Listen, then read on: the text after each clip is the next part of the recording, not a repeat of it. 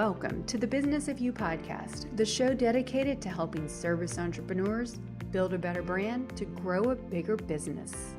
I'm your host, Michelle Griffin, and I'm here each week empowering you to put yourself out there, sharing actionable tips and inspiring stories so you can create your personal brand, grow your dream business, and build your future, all while making more income and more impact doing exactly what you love.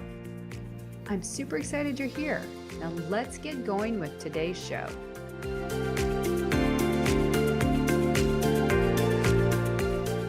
Welcome everyone. It's so good to have you back. I'm your host, Michelle Griffin, and I am so excited to have my friend and LinkedIn connection who goes all the way back from January. We've known each other a good 4 or 5 months, and he's amazing. He is Florian Decludt, all the way from are you in the Philippines or Thailand? Thailand, sorry. Well, welcome. Same area. I know I'm terrible at geography, I promise you. Good to have you here. Tell us a little bit about what you're doing right now, Florian, and how are you helping people with focus? That's the topic of today. Thanks for having me first. I've been really happy to be one of the founding guests of this podcast. Well, I would define myself as a teacher and a focus strategist. What I notice is people just struggle focusing on something and not just focusing on what they're doing right now, but having like a guiding path in their lives. What I help people do is have a strategy for focusing, how to set a vision, how to set up a system to help them focus better and make this vision come true so that they are better able to focus on the moment. Well, one of the reasons you're the founding member, I guess, Florian, is because this is an area I admit that I struggle with. Focus. I'm a creative ideator and a builder. I guess you could say I sometimes suffer from shiny object syndrome, wanting to do all the things, which I know is not good because it gets you nowhere. You're spinning like a hamster wheel. Is that why you decided to hone in on focus and make this part of what you do? And I know you have a course coming out. Tell us a little bit why this is such a huge problem for our audience and personal brands and solopreneurs and many people. To tell you a bit more about my background, I was a language teacher. As such, I interacted with lots of people, especially teenagers or young adults. One thing that did shock me was the moment I said, okay, let's take a break, they would just grab their phone and go on Instagram, like right there. Not even like trying to wind down or something. They would just look for a distraction. And just in general, I see people on the street everywhere being so distracted, like unable to focus in the moment, unable to focus on a conversation, unable to focus in class. I think it's just a big problem. And as an educator, I'm thinking, what is the one thing I can do? What is the one thing I can teach to help people? And I thought, if I can get more people to focus, if I can help them focus more on what they're doing and have more of a direction that will help them decide what they want to do, then it's going to be more impactful. That's why I actually developed my first online course, Flowing Focus, which was released on June 1st. And that's my story. That is great. This is perfect for our audience. You know, we're all here as professionals to build our personal brands, get out there, get better known and recognized to get results. What I'm hearing you say is in the context of the business world, focus is pretty much the secret sauce to success, because if you don't have focus, you're not moving forward every day. With that being said, what are some of the ways you're seeing people being unfocused in the business world, entrepreneurial world? I think we've all had the same experience, right? When you're trying to build a personal brand, there are just so many options out there. Ever since the internet was invented, there have just been so many great ways to do it, so many great ways to use it. And in the context of personal branding, there's just so many good ways to build a personal brand. You can choose to go for Instagram, you can choose to go for LinkedIn, Facebook, you can use YouTube, you can use TikTok. The thing is, because all those exciting opportunities, you just want to try everything because you don't want to fully commit to one, because you're like, okay, but what if I commit to LinkedIn, but it doesn't work out? Then I'm naked. Just in case, I'm going to do everything. But here's the thing. If you look at the most successful influencers or like people with the strongest personal brand, they all started with one channel. Mm-hmm. They all started doing one thing, right? For example, like I take the example of LinkedIn. Two of the strongest personal brands I see out there is Austin Belchak and Justin Welsh, right? Mm-hmm. They just focus on one thing, it's LinkedIn, and then they have some secondary social media, but they just focus on these things. And because of that, they not only focus on one media, but they focus on one thing. They only talk about that one thing. And because they talk about that one thing, they just become the reference for it, and they become really, really good at it. Because they're so focused on it, they spend all the time they have, they just spend it at being better, at honing their skills in their niche, and at being better at conveying their message on LinkedIn. That's why focus is so important, because we all have 24 hours in a day. If you take away sleep, it's about 16 hours. Okay, if you take away everything, let's say you have 8 hours to work on your personal brand, you even 5 hours on that personal brand. You can choose to spend those 5 hours working on LinkedIn, or you can choose to spend 1 hour on LinkedIn, 1 hour on TikTok, 1 hour on Facebook, 1 hour on Instagram, 1 hour on YouTube. Just right here, if you focus on one thing, you just get 5 times as much done as if you just spread yourself. That's number one. The other thing is, if you spread yourself, what's going to happen is you're going to be super busy. There's no doubt about it. But on top of that, you're probably not going to see any results, because you're not going to spend enough time on each platform to see the results. Because personal brands, especially in the beginning, it takes a lot of work. It's mostly people hours, right? It's not so much the money you have, it's how much time you have to actually engage and build that community. You're going to work a long time, but you're not going to see the results. So you're going to feel terrible about yourself, because you're going to be like, how is that even possible? I'm putting in all these hours and I have nothing to show for it. And because of that, you will be a lot likelier to quit. That's why it's just so important to focus on one thing, just because it might be more risky, but then in the long run, your chances of success are a lot higher. No, that's great. You're so right to illustrate Justin, and he is out there focused on one idea, one message, and really one audience. The power of one will keep you Right. focused. I agree. That's what I advocate for, to get the best traction. You get the traction when you do that. But you need to be focused on the consistency. Wouldn't you say consistency, as you were illustrating, giving up so quickly, you're never going to get there. Focus is also the daily work, would you say? Definitely. It starts with a vision. You need to know what you want exactly. Posting for the sake of it, you won't have any direction. To give you an example, on my LinkedIn journey, I started off on January 1st. At first, I gave myself 3 months. I'm going to be I'm going to take 3 months. I'm going to give LinkedIn a chance. I'm only going to do LinkedIn, and I'm going to post every single day, no matter what. That was my plan. I hadn't zeroed in on a niche so far, but to me, it was about getting started on LinkedIn. Your focus, it can't just be a process. You can't just say, you know what, I'm going to focus on picking up that habit and doing it every single day until it becomes natural. But the key here is that you set yourself a time limit, because you're not saying oh, I'm going to do it forever, or I'm going to do it until I don't feel like it. You say, no, I'm going to do it for 3 months. And then after 3 months, you sit down and you evaluate what went well, what didn't go well. Should I double down? Should I continue the way I'm doing it? Should I scale back, or should I just give up?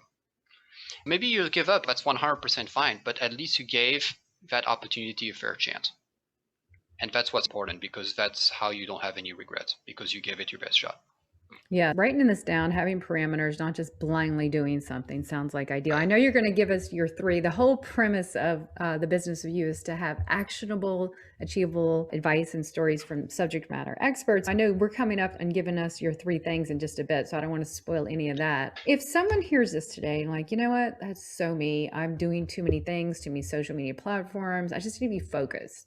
What's the best? And I know that's a big topic to do. I mean, you have a whole course on it. What are the first steps to get started with changing that mindset and starting to be focused?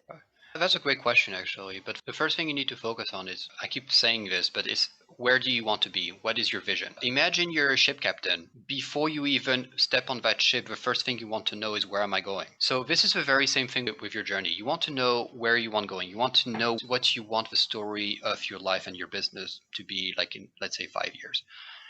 Why is it so important? Because then you're going to have all those opportunities, right? People are going to show up. Oh, you should do YouTube. Oh, you should be on Bet's podcast. Oh, you should start LinkedIn Live. Oh, you should do X, Y, and Z. If you have a direction, you have something against which you can evaluate all those opportunities. Instead of just blindly taking the opportunity and saying, oh, that's interesting, I'll give it a try. You can say, okay, I want to be the #1 personal brand for, I don't know, swimming pools. For swimming pools in 3 years. Does being on the Cookie podcast help me towards that goal? Probably not. That's a complete waste of time. I'm not going to do it. Does being in the swimming pool podcast help me? Yeah, I should probably spend a lot of energy doing it, trying to pursue that opportunity, because that's definitely something I want to be on, because that's where the people I want to communicate with, the people I want to reach to, hang out. This is something I should spend more focus on. So because you have that guiding path, you know exactly what is going to help you along that path and what is going to slow you down. It gives you a standard against which you can evaluate every single opportunity that comes your way. And so as a result, all the activity, all the noise around you, you kind of forget about it and you kind of have a tunnel, and you kind of see what is useful and what is not useful. And that's exactly where you want to be. Oh, that's really good. And I think a lot of people make that mistake. I see that with marketing, with branding. You just get out there and there's no clear strategy around it. Focus Right. and strategy go hand in hand. Like we need to know our whys and our vision and what we're trying to attain. I think that's where we get unfocused. I know social media plays a huge role in building our brands, but also taking it away from our subject, Right. what we're known for and what we need to be doing. Before we jump in your three big tips and ideas, what are your practical tips on social media? Because that's a huge problem for most people. What are your ideas there? I would say for the number one mistake that people make is that people go to social media without, like, I would say reactively, meaning people go to social media and they say, you know what, I'm just going to check it out. Instead, a good way to manage your social media use is, first of all, you time box it. So you could say from 7 a.m. to 8 a.m., I'm going to be on social media, and that's it for the day. Then you kind of log out of everything and you forget about it. And then have a checklist, have an action plan of what am I going to do on social media. For example, for me on LinkedIn, first thing I do is I look at my notifications on my posts, comment on the post, then I look at the messages, answer the messages, then I post, then I monitor people commenting on my posts so that I can keep them engaged, and at the same time I'd comment on other people's posts. Every single time I step on LinkedIn, I know exactly what I'm supposed to do. The moment I know I'm done with what I'm supposed to do, or I ran out of time, I just don't touch it anymore. And not only I don't touch it, but I also make it difficult to access, because one of the reasons why social media is so attractive is that it's just so easy. It doesn't take any energy to your brain. And your brain, whenever it has nothing to do, is going to default to the least energy consuming activity possible. And usually that's either TV, Netflix, or social media. That's why it's so easy to get sucked into social media, because it's just really easy to access. One thing you can do is just make it more difficult to access. Log out of all your social media, take it away from your phone, like, only access social media from your computer. One extreme thing I did with my wife when I was addicted to Facebook, I actually asked her to change my password and not tell me what the password was until detoxing us to actually use Facebook more like proactively. So, there are lots of different ways, but just realize it's not your fault. These things are designed to make you addictive. Yeah. It's not your fault, and just come in with a plan and you'll be able to tame the monster. That's really good. And I agree that I pick up my phone too when I'm bored. I'm guilty. One of the things that I think is a great idea and I need to do is also, most of us use our phones as our alarm clock. It's real easy when you're turning off your phone, your alarm clock, to pick it up and go, I wonder who's next. We get the dopamine Right, hit. So they're addictive, right, and the dopamine hit. That's a whole nother context for another day. It's a huge problem. right. Watching the documentary, The Social Dilemma on Mm, Netflix will definitely make you yeah, start thinking. I highly recommend that to everyone. it's an eye Both, opener. it's a total eye opener. And before we get into your three things, I keep alluding and teasing, but you got super serious because a lot of our listeners here are really on LinkedIn all the time, building their personal brands or thought leadership. You and I met early in January because you were part of the 365 challenge, still are, wanting to become more visible and consistent on LinkedIn. And side note, thankfully you did, because look at all the value you're bringing to us and how Cheers. you've evolved as a brand and your course. But I want to know, because I know you get a lot of engagement. How do you manage focusing on the work you're trying to do to build your course, help your people, but also be present on LinkedIn, answering those comments, building that brand? Where do we draw the line? What's the sweet spot in the balance there? Well, I guess it depends for everyone. Like, I've tested several systems and then I just found the current one which works best for me right now. I'm going to share with you my system, but don't just copy it, because, what works for me doesn't necessarily work for you. I'm active on LinkedIn at 2 times of a day. I'm active in the morning, I'm active in the evening. The reason being, I'm in Thailand. I'm 11 hours ahead of the East Coast, and most of my audience is in the US. So pretty much if I try to engage or hang out with people at middle of the day for me, I'm pretty much wasting my time. What I do is I wake up relatively early at 5 a.m. and then I would post at 6 a.m. every day. And then I would spend until 7 a.m. in the morning. So about an hour in the morning catching up on stuff. And then I will repeat the same process in the evening. So from 6 p.m. to 7 p.m. I post at 6 p.m. and then spend 1 hour. And that's pretty much it for my activity on LinkedIn. I just make sure I stick to those hours. Because otherwise, if you're not disciplined about that, it's just going to eat you alive. Because the thing is just designed to keep feeding you notifications and you'll always feel like you're missing out on something. So yeah, just be super disciplined with your hours. If you want to spend more time on LinkedIn, that's totally fine. Because at the end of the day, if you're super active on LinkedIn and you spend your whole day there, at one point you have to do something outside of LinkedIn to keep contributing to the conversation. If you want to keep posting interesting stuff, you have to be like experimenting things or like reading something, because otherwise you just run out of content. Don't let it overwhelm you. Time box it. Like for me, I do it like 2 hours a day, 1 hour in the morning, 1 hour in the evening. But at the end of the day, do what works best for you. No, that's good. And you're so right about the notification. See, my personality is like I'm very responsive and I hate not replying to people. It drives me insane. And I'm sure they have designed the app like that. I guess I'm thinking, is it rude not to reply to people, notifications? And I think because in the morning, like I'm ready to go. Sometimes I can't have the time if I've got early calls to just get on and start answering all these notifications. I like your strategy. I know it's different for everybody. You're saying time box, pick an hour, even like maybe half an hour morning, noon, and night or something, but whatever works for you. And even that day might be a little bit different. But the overall theme you're telling me is have a purpose, have a plan on LinkedIn and a schedule. This is really good. Well, I appreciate that because a lot of our listeners are LinkedIners and they're trying to grow their brand, but there's a balance. So perfect. We're at the part of the interview where I am super excited to hear your top 3 actionable and achievable tips that we can just take away and focus on the stuff you're going to tell us. Please do share now. What are they? I would say the number one thing, I mentioned it a couple times in the interview, but the first thing is to have a vision, like know where you want to go. I'm not going to elaborate on it because I elaborated on it previously, but pretty much if you don't know where you want to go, it's going to be really hard for you to know exactly what you're supposed to do. That brings me to the second point, which is clarity. What I do, I have like granular goals, right? I take my vision, I break it down into yearly goals, I break it down into quarterly goals, monthly goals, weekly goals, and so on until I get like daily goals.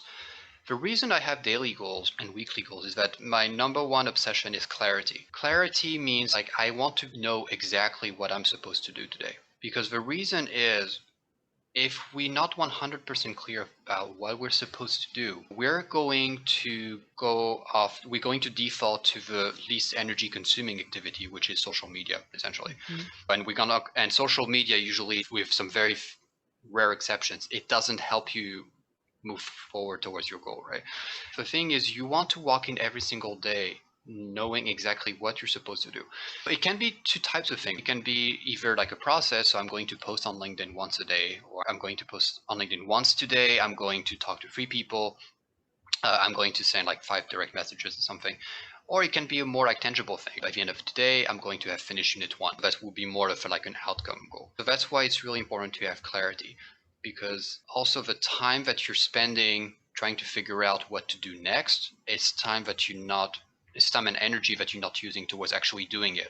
So if you have a checklist and you have an action plan and you know exactly what you're supposed to be doing at every hour, then you will be able to dedicate 100% of your energy towards actually getting the work done, which means you have better focus, you'll work faster, and you'll do better quality work. The third thing is to have an accountability partner, because visions, like long-term goals, you have ups and downs. Like I'm sure since January, you have times like, you feel you can walk on water and you're thinking like, why did I even start this thing? But the thing is, you want to have someone to keep you accountable. I meet my accountability partner over the phone like every week.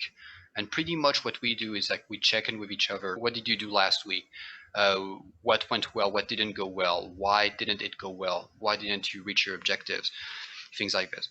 Because I have that meeting every week, I know I need to get something done, because if I don't do anything, I don't want to walk into that meeting and say, oh, by the way, I didn't do anything this week. I don't want to disappoint my accountability partner. It's really important to have someone to keep you accountable, to help you stay on track.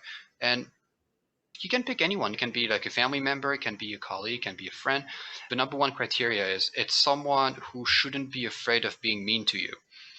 In the sense that sometimes you have friends that are like, oh yeah, don't worry, you're fine, you didn't do anything this week, it's okay, you'll do better next week or something. No, you don't want that guy.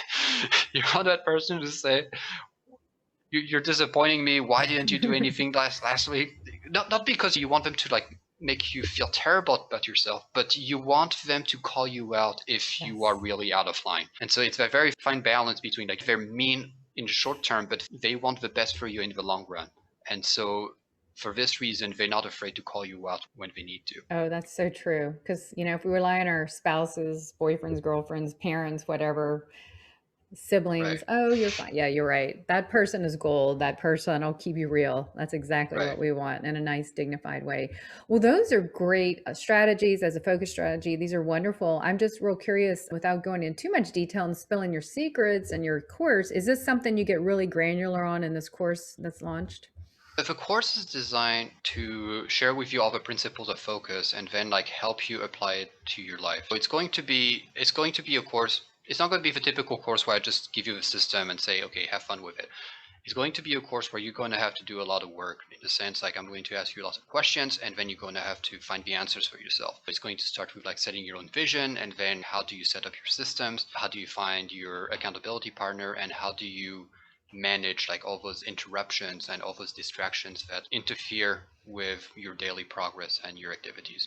That's what Flowing Focus is all about. I can't wait to check that out because, like I said, I have a problem with focus. And can I be a little honest here? I once bought a course it was on productivity or focus or something, and I never finished it. You can tell I'm a really good case study for you. And the problem was in that course, it was too big, it was too much. And we just have too many things. I'm sure your course is very focused and helped us get in and out. That's the main thing is if we can't get in and out quickly on some things, if things are just too cumbersome, we're going to drop them and just forget it. I look forward to hearing more about that. Well, this has been so amazing and just given me some strategic, tactical strategy and tactics on how to manage my time, social media in particular, and LinkedIn. We're going to have all these ideas, all these tips in the show notes. So if you haven't been taking notes, no worries. As we close out today, I've enjoyed every minute. I always ask my guests, because I am accumulating and putting all these together, there's some wisdom coming out. What is your favorite saying or personal mantra that you want to share with the listeners here? Oh, my personal mantra right now is never stop learning. I'm a teacher. I'm in the learning space. Focus is definitely important, but at the end of the day, like at the core, you need to always be willing to put yourself out there, challenge yourself, and learn something new. This is true when you're building your personal brand. It's true when you're building a business. It's true when you're taking on a new job. If you're like getting into college, never stop learning. Ask questions. Ask for help. Pick up that book. Read things. Again, like I said, ask for help. People are just ridiculously helpful when you ask them. So yeah, never stop learning. That's perfect for you. Well, thank you so much. Well, if we want to learn more about you and find about your course, tell us where we can find you. Right. You can find my course on Gumroad. You can also find me on LinkedIn. My name is Florian Decludt. My name is a bit difficult to pronounce, but I'm sure you will see me commenting very often on Michelle's content as well. And we're going to have all these links in the show notes. So no worrying about how to spell it. We'll have a direct link. And I would highly recommend people follow you for your content, even if you're just getting on LinkedIn or been there a while, because your stuff is very focused. Your words, you get to the point, not a lot of it's so much insights. Your perfect example, as I've told you, someone I'm so thankful has come out of lurker mode from back then and now is a top content creator getting so much engagement. It can happen to anyone. If you're focused and have one focus, one message, anyone can do it if they're intentional and don't give up. Florian, Absolutely. I can't thank you enough for staying up late on your end to share your wisdom and your nuggets about focus. Appreciate it. And I can't wait to have you back on again, or maybe on the LinkedIn Live version of the show. Thanks again. And I will work hard on my focus. My pleasure. Thank you so much for having me, Michelle. Thank you. Take care. Take care.